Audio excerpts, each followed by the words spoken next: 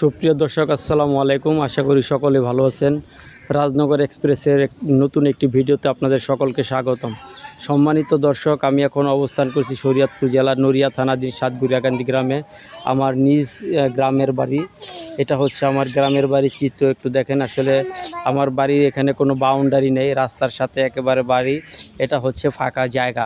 তো এখানে আর এটা হচ্ছে আমাদের ঘর। এটা হচ্ছে এই যে আমাদের ঘরটা দেখুন দর্শক, এটা হচ্ছে আমার ঘর। আর এখানে আমাদের কিছু খেজুর গাছ ছিল, এটা কেটে এলোমেলোভাবে রাখা হয়েছে। আর এটা হচ্ছে খালি জায়গা, একেবারে খালি জায়গা, একটা ময়দান জায়গা। এটা কিছুদিন আগে পুকুর ছিল, ভরাট করা হয়েছে। তো এখানে কিছু আমরা গাছ লাগিয়েছি। পরম করুণাময় অসীম দয়ালু আল্লাহর রহমতে আমরা কিছু গাছের চারা কিনে আমাদের খালি জায়গাটাতে রোপণ করেছি। তো আরও কিছু গাছের চারা কেনার চেষ্টা করব। তো আমি সেই গাছগুলোকে দেখাই। এখানে কিছু হাঁসের চারা, আপনারা হাঁসের চারা না, হাঁসের পাল আপনারা দেখতে পাচ্ছেন।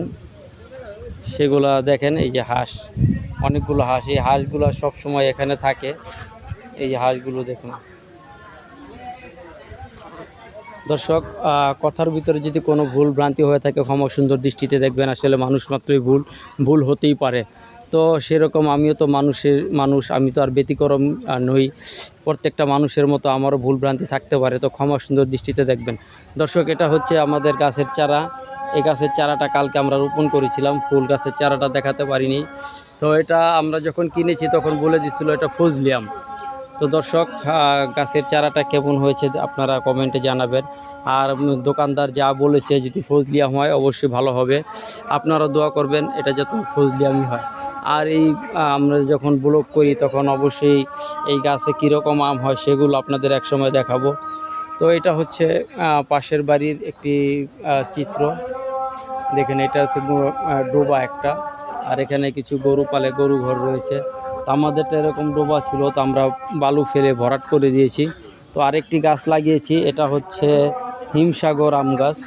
তো আমরা যখন আম গাছটা কিনেছিলাম তখন বলেছিল হিমসাগর আম। এই যে আলহামদুলিল্লাহ, এটাও কালকে আমরা রোপণ করেছিলাম। এরকমভাবে একটা চটি দিয়ে আমরা বান দিয়ে দিয়েছি যাতে বাতাসে না নড়ে। এই যে দেখুন দর্শক, এটাও যাতে হিমসাগর আমি হয় দোয়া করবেন আপনারা।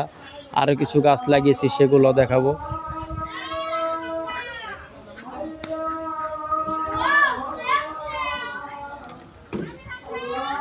করেছি এই যে দেখুন, এটা হচ্ছে আমাদের পেয়ারা গাছ। কোনটা ভিডিও করুম? এডি আচ্ছা করতেছি। এখানে ফুল গাছ লাগিয়েছে আমার ছেলেরা, কলা ফুল গাছ। এই যে দেখুন, এগুলো হচ্ছে কলা ফুল গাছ। আমার ছোট ছেলে বলতেছে এগুলা ভিডিও করো। বাবা তুমি কি আনছো? জেম আনছো, যাও খাও। এই যে আমার ছেলে জেম নিয়ে আসছে, বলতেছে জেম ভিডিও করো। এই যে জেম, যাও ঘরে গিয়ে খাও। হ্যাঁ, তুমি এটা কি আনছো? বাবুই পাখির বাসা। দেখি বাবুই পাখির বাসা পাইলা কই? দর্শক দেখুন, এটা হচ্ছে একটা বাবুই পাখির বাসা। দেখাও তো। হয়তো তাল গাছে বাবুই পাখি বাসা বেঁধে থাকে, এই বাসাটা হয়তো বা পড়ে গেছে। তো সেই বাসাটা আমার এক ছোট ভাই ও নিয়ে আবার ঘুরতেছে। যাও, সুন্দর। দর্শক, আমি যে পেয়ারা গাছটা লাগিয়েছিলাম সেটা হচ্ছে এই পেয়ারা গাছটা আসলে একটু পাতাগুলো শুকিয়ে গেছে, হয়তো বা রোদের ভিতরে কালকে লাগিয়েছিলাম সেই কারণে। তো আজকে ইনশাল্লাহ আবার একটু বৃষ্টির পানিতে একটু তাজা লাগতেছে। আশা করি এটাও বেঁচে উঠবে। দোয়া করবেন আপনারা যাতে পেয়ারা গাছটাও বেঁচে ওঠে। তো দর্শক, এটা হচ্ছে কাজি পেয়ারা গাছ। আমি কেনার সময় জিজ্ঞেস করেছিলাম, বলছে কাজি পেয়ারা গাছ।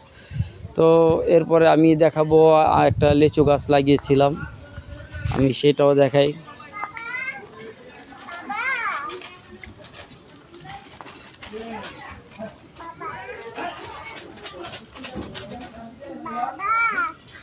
কি বাবা?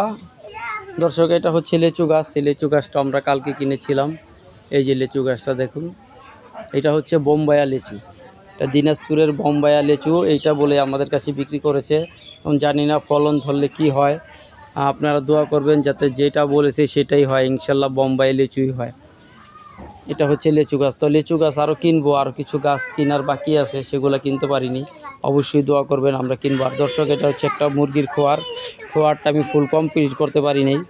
এ পর্যন্ত আমি অসুস্থতার কারণে খোয়ারটা এখনও কমপ্লিট হয় নাই। তো কিছুটা সুস্থ হয়ে উঠতেছি আস্তে আস্তে। ইনশাল্লাহ আপনারা দোয়া করবেন আল্লাহ যেন আমাকে পুরোপুরি সুস্থ করে দেন। সকলে বলবেন, কমেন্টে লিখবেন আমিন। তো দর্শক, এটা হচ্ছে এই খোয়ারটা। এই খোয়ারটা আসলে ফুল কমপ্লিট করতে পারেনি, এখন কিছুটা বাকি রয়ে গেছে। এটা খোয়ারটা হচ্ছে অনেক বড় একটা খোয়ার। এই যে। তো দর্শক, এরপরে আমি দেখাবো আরেকটি আম গাছ।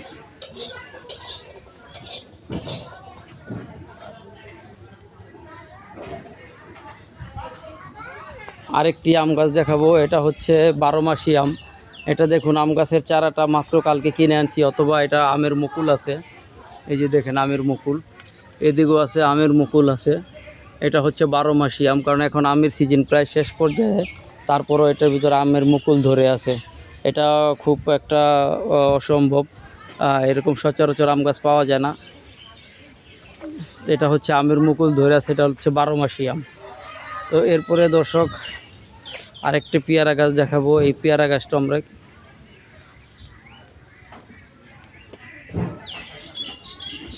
গাছটা আমরা কিনেছিলাম। এই যে দেখেন, এটাও একটা পেয়ারা গাছ, এটাও কাজী পেয়ারা গাছ, এটা গতকালকে রোপণ করেছি। এরপরে দেখাবো আরেকটি হচ্ছে আম গাছ। ওটা হচ্ছে লাল আম হয়, ওটার মধ্যে নাকি আম হবে লাল। আর এখানে জাম্বুরা গাছ রয়েছে, এখানে অনেক জাম্বুরা ধরে আছে গাছের মধ্যে। এটা হচ্ছে আমাদের বাড়ির ভিতরের চিত্র।